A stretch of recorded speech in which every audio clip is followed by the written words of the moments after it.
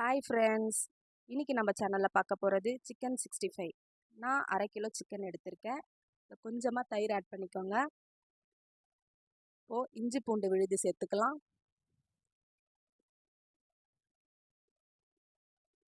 சேர்த்த பிறகு அடுத்ததாக கொஞ்சமாக சிக்கன் 65 மசாலா.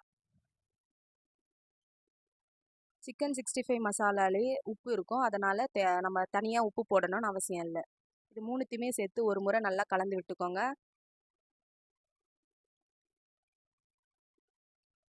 இப்போ நம்ம முட்டை ஆட் பண்ணிக்கலாம். நான் ஒரு முட்டை எடுத்திருக்கேன். இப்போ முட்டை சேர்த்து நல்லா ஒரு முறை கலந்து விட்டுக்கோங்க.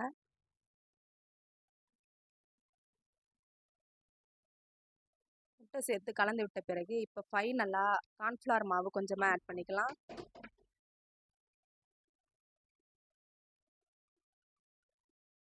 மாவு சேர்த்து மறுபடியும் ஒரு முறை கலந்து விட்டுக்கோங்க.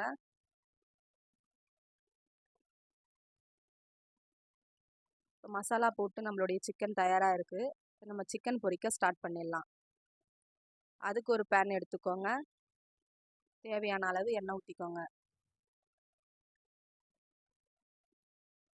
எண்ணெய் நல்லா சூடானதும் இப்போ நம்ம ரெடி பண்ணி வச்ச சிக்கன் எல்லாம் ஆட் பண்ணிக்கலாம்.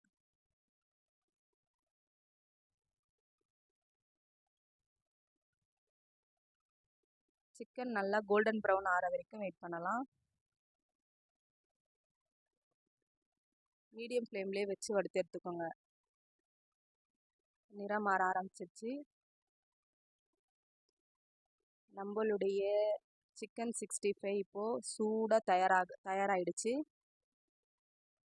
கொஞ்சம் கூட மசாலாலாம் உதிராமல் சூப்பராக வந்திருக்கு. இப்போ நம்ம செகண்ட் செட்டு போட்டுக்கலாம்.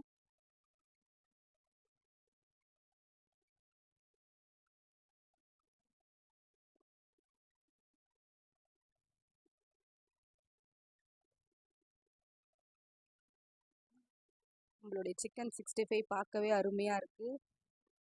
செம்ம ஜூஸியாக சாஃப்டாக நல்லா இருக்குது. நானும் சாப்பிட்டு பார்த்தேன், செம்ம டேஸ்ட்டாக இருக்குது.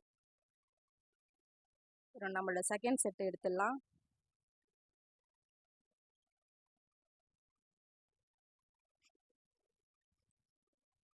அவ்வளோதாங்க. நான் செஞ்ச மாதிரி இதே மாதிரி செஞ்சு பார்த்துட்டு எப்படி இருக்குன்னு சொல்லுங்கள். நம்மளுடைய சிக்கன் 65 ரெடி ஆகிடுச்சு.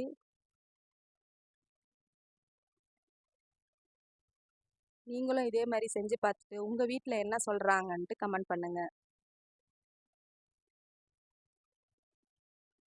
Thank you friends. மறக்காமல்